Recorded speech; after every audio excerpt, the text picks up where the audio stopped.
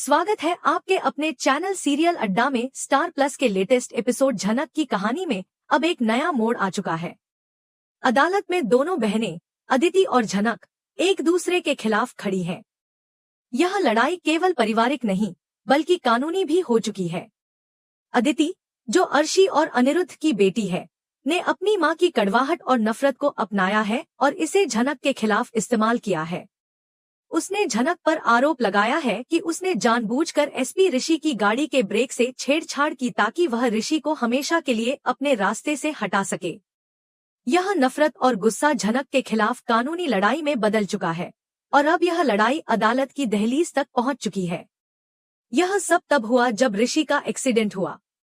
उसकी जिंदगी की जंग अस्पताल के भीतर चल रही थी, लेकिन अदिति के भीतर झनक के खिलाफ नफरत का बीज भी बढ़ता जा रहा था।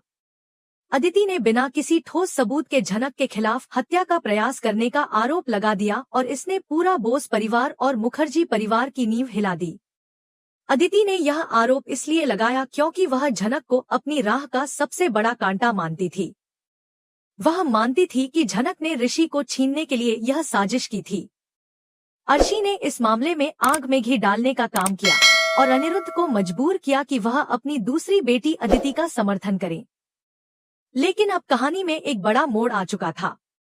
झनक, जो अब तक हर जुल्म सहकर चुप रहती थी, ने इस बार अपनी मां नूतन के साथ हुए अन्याय और खुद पर लगे झूठे आरोपों को धोने का फैसला किया।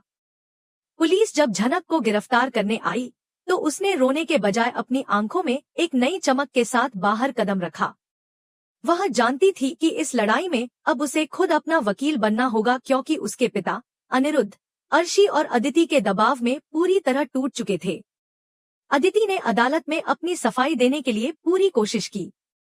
उसने झनक को एक ऐसी औरत के रूप में पेश किया जो अपनी बहन का घर उजाड़ने की कोशिश कर रही थी। वह ऋषि के साथ अपनी शादी की बातें करके उसे खुद के लिए एक परफेक्ट छवि बनाने की कोशिश करती है। अर्शी, जो अपनी बेटी की चालबाजी से खुश थी, उसे पूरा समर्थन देती है। लेकिन झनक ने डर के बिना अपनी दलीलें प्रस्तुत की। उसने अदालत में बताया कि कैसे उस दिन ऋषि की गाड़ी की चाबियां अदिति के पास थी और कैसे ऋषि ने खुद उसे गाड़ी में बैठने के लिए कहा था। अदिति ने झनक की ओर से एक आक्रामक दलील सुनी, लेकिन उसे यह नहीं पता था कि झनक के पास एक और योजना है। जैसे ही गवाही देने के लिए अनिरुद्ध को बुलाया गया, पूरे कोर्ट रूम में एक गहरी चुप्पी छा गई। अनिरुद्ध के लिए यह सबसे कठिन स्थिति थी। वह एक ऐसे पिता की भूमिका निभा रहे थे जो अपनी दो बेटियों के बीच न्याय नहीं कर पा रहा था। अदिति, जिसे वह हमेशा अपनी बेटी मानते आए थे, और झनक, जिसे उन्होंने कभी अपनी बेटी समझा ही नहीं था। जब वकील ने अनिरुद्ध से पूछा कि क्या उन्हें लगता है कि झनक ऋषि को नुकसान पहुंचा सकती है, तो अनिरुद्ध ने अपनी खामोशी तोड़ी और अपनी बेटी का पक्ष लिया। इस दौरान झनक ने चुपके से एक प्राइवेट फॉरेंसिक जांच करवाई थी, जिसकी रिपोर्ट उसने अदालत में पेश करने की तैयारी की थी। वह साबित करना चाहती थी कि गाड़ी के ब्रेक नहीं फेल हुए थे, बल्कि गाड़ी के इलेक्ट्रॉनिक सिस्टम में किसी ने बाहरी रूप से छेड़छाड़ की थी। जब यह खुलासा हुआ तो अदिति के माथे पर पसीना आ गया। उसे समझ में नहीं आया कि झनक, जो पहले तक इतनी कमजोर और बेबस थी, अब कानूनी पेंचों में इतनी माहिर कैसे हो गई। झनक ने अदालत में यह भी साफ कर दिया कि वह अपने पिता के खिलाफ गवाही देने से भी नहीं हिचकेगी, अगर इससे वह अपनी बेगुनाही साबित कर सकती है। अदिति बार बार उसे उकसाने की कोशिश करती है, लेकिन झनक अब शांत रहकर वार करने का तरीका जान चुकी थी। उसने अदिति से सीधे सवाल पूछा कि अगर वह सच में ऋषि की फिक्र करती थी तो उसने उसे उस गाड़ी में क्यों बैठाया जो सर्विसिंग के लिए भेजी जानी चाहिए थी। अदिति, जिसे इस सवाल का जवाब नहीं था, हकलाने लगती है। इस बीच झनक ने अदालत में एक और बड़ा खुलासा किया। उसने गवाह के तौर पर उस मिस्त्री को बुलवाया जिसने अदिति के कहने पर ऋषि की गाड़ी के ब्रेक पाइप से छेड़छाड़ की थी। मिस्त्री ने अदालत में स्वीकार किया कि उसने अदिति के कहने पर यह काम किया और उसे इसके बदले मोटी रकम दी गई थी। अदिति के वकील ने इसे झूठा साबित करने की पूरी कोशिश की, लेकिन झनक ने एक ऑडियो रिकॉर्डिंग पेश की जिसमें अदिति और मिस्त्री के बीच की बातचीत सुनाई दे रही थी। इस रिकॉर्डिंग में अदिति खुद कह रही थी कि वह ऋषि को मारना नहीं चाहती, बल्कि उसे चोटिल करके झनक को फंसा देना चाहती थी। जब यह रिकॉर्डिंग अदालत में सुनाई दी, तो अनिरुद्ध के पैरों तले जमीन खिसक गई। वह अब समझ गया कि अर्शी की नफरत ने अदिति को किस हद तक जहरीला बना दिया था। अर्शी इस समय पूरी तरह से असहाय हो गई और अदालत में शोर मचाने लगी। उसने झनक को नूतन की नाजायज औलाद कहकर अपमानित करने की कोशिश की, लेकिन जज ने उसे सख्त चेतावनी दी और अदालत की मर्यादा बनाए रखने का आदेश दिया। झनक ने इस अपमान को नजरअंदाज किया और पलटकर अर्शी से कहा कि यह सिर्फ नूतन की नहीं, बल्कि अर्शी की परवरिश का सवाल है, जिसने एक बेटी को अपराधी बना दिया। इस मोड़ पर अदालत ने अनिरुद्ध से गवाही देने को कहा और उसे रिकॉर्डिंग की आवाज की पुष्टि करने के लिए कटघरे में बुलाया।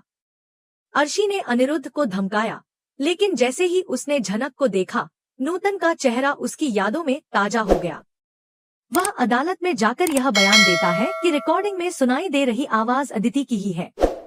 इस बयान के बाद अदिति पूरी तरह से टूट जाती है और अपने पिता को गद्दार कहकर चिल्लाती है।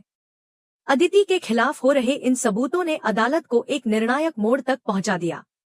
इस बीच अस्पताल से एक वीडियो बयान आया, जिसमें एसपी ऋषि ने यह कहा कि एक्सीडेंट से ठीक पहले उन्होंने अदिति को गाड़ी के पास कुछ संदिग्ध हरकत करते हुए देखा था। ऋषि का यह बयान अदिति के खिलाफ एक और मजबूत सबूत बन गया। अब अदालत में झनक ने पूरी तरह से अपनी बेगुनाही साबित कर दी थी और उसने अदिति के खिलाफ कड़ी कार्रवाई की मांग की। इस दौरान अदिति ने एक नाटक किया। वह अदालत में बेहोश हो गई ताकि उसे अस्पताल ले जाया जा सके और गिरफ्तारी से बचा सके। लेकिन झनक ने पहले से ही मेडिकल टीम को बुला रखा था, जिन्होंने अदिति के इस ड्रामे को नाकाम कर दिया। अब झनक की जीत पक्की लग रही थी। लेकिन तभी अर्शी के वकील ने एक ऐसा दस्तावेज पेश किया जो झनक की पहचान पर सवाल उठा रहा था। उनका दावा था कि झनक का इस घर में रहने का कोई कानूनी अधिकार नहीं था और उसने अनिरुद्ध की बेटी होने का फर्जी दावा किया था। झनक ने इस दावे का मुकाबला करते हुए अदालत में नूतन और अनिरुद्ध के विवाह से संबंधित पुख्ता सबूत पेश किए। यह दस्तावेज अर्शी के चेहरे पर एक बड़ा झटका साबित हुआ। झनक ने स्पष्ट कर दिया कि उसे किसी जायदाद या नाम की कोई भूख नहीं है, बल्कि वह सिर्फ अपनी मां को इंसाफ दिलाना चाहती है। वह कहती है कि अगर उसे जेल भी जाना पड़ा तो उसे कोई फर्क नहीं पड़ेगा, लेकिन वह अदिति जैसी अपराधी को खुला नहीं घूमने देगी। अदिति अब पूरी तरह से अकेली पड़ चुकी थी, जबकि झनक ने अपनी सत्यता साबित कर दी थी। अदालत के फैसले का इंतजार अब हर किसी की निगाहों में था। क्या अदिति जेल जाएगी? क्या अर्शी अपनी बेटी को बचाने के लिए खुद को कानून के हवाले कर देगी? यह सवाल अब सबके दिमाग में गूंज रहा था।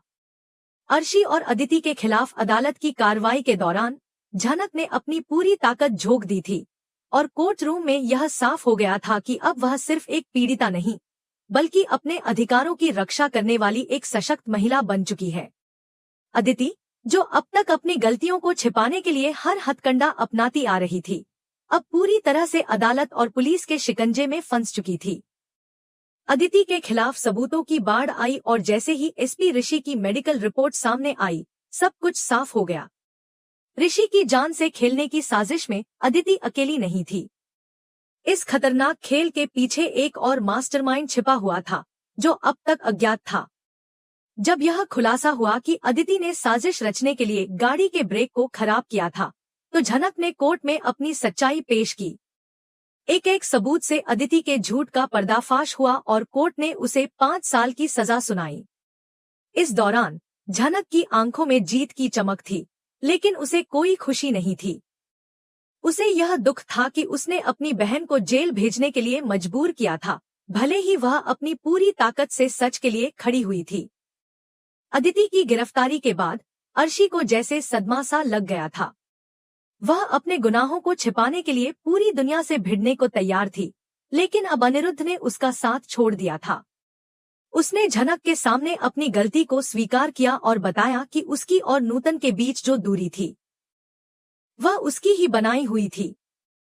अनिरुद्ध ने अपने किए हुए पापों का एहसास किया और अपनी बेटी झनक से माफी मांगी। घर वापस आकर अनिरुद्ध ने एक बड़ा ऐलान किया कि अब झनक इस घर की मालकिन होगी और उसे वही सम्मान मिलेगा जो कभी अदिति को मिलता था। अर्शी ने इस फैसले को स्वीकार नहीं किया और घर छोड़ने की धमकी दी, लेकिन अनिरुद्ध ने उसे जाने दिया। झनक ने अपनी मां नूतन की तस्वीर पर फूल चढ़ाते हुए यह महसूस किया कि नूतन को आज इंसाफ मिल गया है। लेकिन इसका अंत यही नहीं हुआ। जैसे ही झनक को एक अज्ञात फोन कॉल आया, उसकी दुनिया पलट गई। फोन करने वाले ने उसे बताया कि ऋषि का एक्सीडेंट सिर्फ अदिति की साजिश नहीं था, बल्कि इसके पीछे एक और बड़ा राज छिपा था, जो अनिरुद्ध के अतीत से जुड़ा हुआ था। झनक को यह जानकर काफी हैरानी हुई कि जिस मैकेनिक ने गवाही दी थी, उसने पूरा सच नहीं बताया था। उसने जेल में उस मैकेनिक से मिलने का फैसला किया और उसने सच का खुलासा किया कि अदिति ने तो सिर्फ ब्रेक को ढीला करने के लिए कहा था, लेकिन एक और शख्स ने उसे मोटी रकम दी थी ताकि वह ब्रेक पाइप को पूरी तरह से काट दे और ऋषि की जान को खतरे में डाल सके। यह खुलासा झनक के लिए एक बड़ा झटका था, क्योंकि अब वह समझ चुकी थी कि ऋषि की जान अभी भी खतरे में है। अर्शी की मां, जो पहले से ही इस मामले में शामिल थी, अब अपनी बेटी के घर और सम्मान को बचाने के लिए किसी भी हद तक गिरने को तैयार थी। अर्शी ने अनिरुद्ध को अल्टीमेटम दिया था कि अगर उसने 24 घंटे के अंदर अदिति को जेल से बाहर नहीं निकाला तो वह खुद को खत्म कर लेगी। अर्शी के इस पागलपन ने अनिरुद्ध को और भी घुटने टेकने पर मजबूर कर दिया था। वह समझ चुका था कि अर्शी की कड़वाहट ने उसे और उसके परिवार को बर्बाद किया। इसी बीच अस्पताल में ऋषि को भी यह एहसास हुआ कि अदिति के पीछे कोई और बड़ा खिलाड़ी हो सकता है। अस्पताल में किसी ने उसकी दवाइयों में जहर मिलाने की कोशिश की थी, और यह कोई और नहीं बल्कि उस संदिग्ध वार्ड बॉय का काम था जिसे वह पकड़ने की कोशिश कर रहा था। यह खबर झनक तक पहुंची और उसने अस्पताल पहुंचकर पूरी स्थिति को अपने हाथ में ले लिया। ऋषि ने बताया कि इस पूरी साजिश के केंद्र में अनिरुद्ध का पुराना बिजनेस पार्टनर हो सकता है, जिसे उसने 20 साल पहले धोखा दिया था। अब झनक ने एक जासूस की तरह उस मास्टरमाइंड को पकड़ने की योजना बनाई। वह पूरे बोस परिवार के सामने घोषणा करती है कि उसके पास उस मास्टरमाइंड का चेहरा दिखाने वाले सीसीटीवी फुटेज हैं। जब झनक ने यह ऐलान किया तो अर्शी और उसके परिवार के सदस्य घबराए हुए थे। सब जानते थे कि झनक ने कोई नई चाल चल दी है और यह मास्टरमाइंड कोई और नहीं बल्कि अर्शी की अपनी मां और अनिरुद्ध की सास थी, जिसने न केवल नूतन को खत्म किया था बल्कि अब वह झनक और ऋषि को भी रास्ते से हटाने की साजिश कर रही थी। झनक ने इस पूरी साजिश को खत्म करने के लिए अपनी पूरी योजना को अंजाम दिया और उस औरत का नकाब उतार दिया। एसपी ऋषि और पुलिस की पूरी टीम छुपकर वहां मौजूद थी और उन्होंने अर्शी की मां को गिरफ्तार कर लिया। अब अर्शी को अपनी मां के गिरफ्तारी का सामना करना पड़ा।